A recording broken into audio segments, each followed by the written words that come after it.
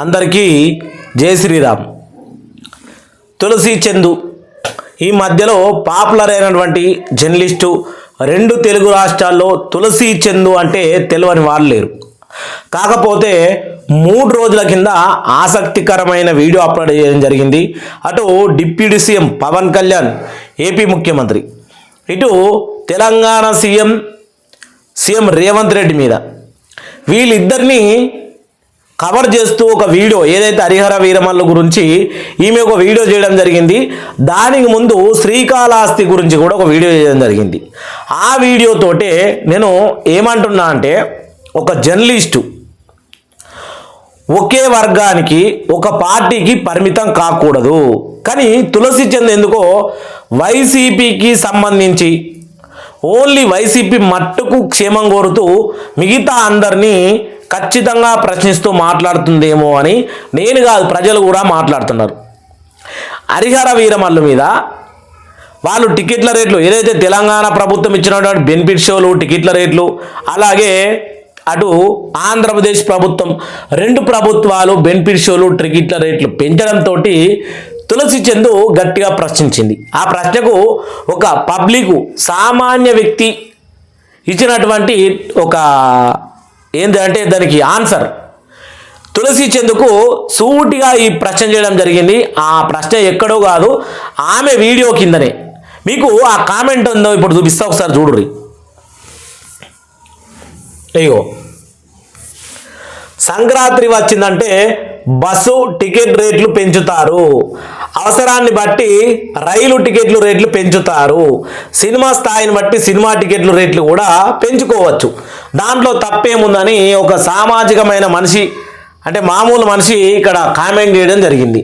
నచ్చిన వాళ్ళు ఇక్కడ చూడు రేగో, నచ్చిన వాళ్ళు చూస్తారు, అంత రేటు పెట్టలేము అనుకున్న వాళ్ళు చూడరు. అప్పుడు నిర్మాతకి నష్టం, గవర్నమెంట్కి నష్టం కాదు. అంతేకాకుండా సినిమా రేటు ఎంత ఉండాలి అని గవర్నమెంట్ నిర్ణయించినప్పుడు పైరసీ లేకుండా అరికట్టవలసిన బాధ్యత కూడా గవర్నమెంట్దే కదా అని ఇక్కడ, అంటే ఇప్పుడు టికెట్ల రేట్లు గవర్నమెంటే నిర్ణయిస్తూ ఉంది, మీరు పెంచుకోరని. మరి పైరసీలు జరుగుతున్నాయి కదా, ఐబొమ్మ అని, ఇది అని, అది అని, సినిమాలు కోట్లు పెడితే 2 రోజుల్లో 24 గంటల్లో ఆల్రెడీ మనకు గూగుల్లోనే సినిమా దొరుకుతుంది. అంటే కోట్లు పెట్టి తీసిన సినిమాని 2 గంటల్లోనే కాపీ చేసి గూగుల్లో పెట్టేసి దాన్ని బట్ట బయలు వేసేస్తా ఉన్నారు. దాని గురించి మరి నువ్వు మాట్లాడవేందమ్మా అని అక్కడ కింద పెట్టిరు. సంక్రాంతికి, దసరాకు కొబ్బరికాయ రేట్లు, పూల రేట్లు, ఎవ్వి రేట్లు వాటి పెంచుకుంటారు అని సీఎం రేవంత్ రెడ్డిని నిలదీసినటువంటి వీడియో కింద ఈ కామెంట్ పెట్టడం జరిగింది. ఇది హైలైట్గా అయింది. దీనికి దాదాపు ఒక 1000 పైచిలకు లైకులు వచ్చినాయి. అందుకని ఈ కామెంట్ని తీసుకొని ఒక్కసారి అక్క తులసి చంద్ గారు, మీరు కూడా ఈ కామెంట్ చూస్తే మీకు కూడా కొంచెము, అంటే అన్ని కోణాల్లో ఆలోచించి, అన్ని భాగాల్లో ఆలోచించి నెక్స్ట్ వీడియో అప్లోడ్ చేసేటప్పుడు చూసుకొని చేస్తారేమో అని చేయడం జరిగింది. ప్రతి ఒక్కళ్ళు ఈ వీడియో చేసిన ప్రతి ఒక్కళ్ళు అక్కదాకా చేరేటట్టు షేర్ చేయరి, ప్రతి ఒక్కళ్ళు మన ఛానల్ సబ్స్క్రైబ్ చేసుకోరు. ఎందుకంటే ప్రతి చిన్న విషయాన్ని ఇంత పెద్దదిగా చేసి చూసుడు కంటే సమాజంలో జరుగుతున్నటువంటి, తెలంగాణలో అటు ఆంధ్రప్రదేశ్లో ఎన్నో విషయాలు జరుగుతున్నాయి. ఇప్పటి వరకు తెలంగాణలో పింఛన్లు ఇయ్యలే, ఆసరా పింఛన్లు, దాని గురించి ఒక్క వీడియో, నీ 600 పైచిలకు 700 వీడియోలు ఉన్నాయి, 6 లక్షల పైచిలకు సబ్స్క్రైబర్స్ ఉన్నారు. ఒక్కరోజు కూడా పేద బడుగు బలహీన వర్గాల గురించి మాట్లాడింది లేదు నువ్వు జర్నలిస్ట్ అయినప్పటికీ.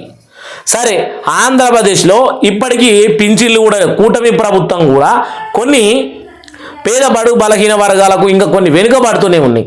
మరి వాటి గురించి చేయలే. సరే, మంచి చేస్తూ ఉన్నారు, దానికి ఏ రకంగా చేయాలని కూడా నువ్వు వీడియోలు తీయలేవు. ఎందుకు తీస్తున్నావు అంటే,